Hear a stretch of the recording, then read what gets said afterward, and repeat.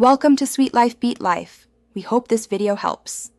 In this video, I will explain how to study biochemistry in pharmacy. Begin by reviewing basic chemistry concepts like organic functional groups and acid-base balance. This strong foundation is crucial for understanding complex biochemical reactions. Next, focus on the major metabolic pathways, such as glycolysis and the Krebs cycle, and their regulation. Understanding these core processes will significantly improve your grasp of drug interactions and disease states. Effective study strategies are vital for success.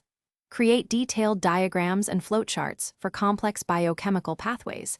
Visual learning aids retention significantly. Actively engage with practice questions and clinical case studies to apply your knowledge to real-world pharmacy scenarios.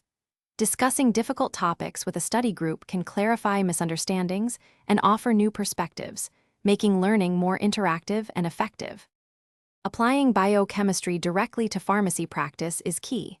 Learn how enzyme kinetics influence drug absorption, distribution, metabolism, and excretion. This understanding helps predict drug interactions and patient responses. Explore the impact of genetic polymorphisms on drug efficacy and toxicity, which is crucial for personalized medicine. Finally, connect biochemical imbalances to the pathophysiology of diseases like diabetes or cardiovascular conditions, informing therapeutic interventions.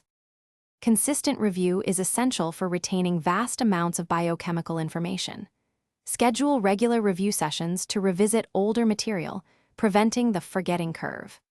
Flashcards are excellent for memorizing structures, enzyme names, and cofactors, making recall quicker and more efficient.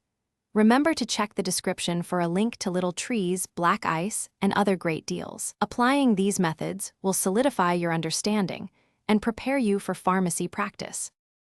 Thanks for watching. Consider subscribing if we helped you.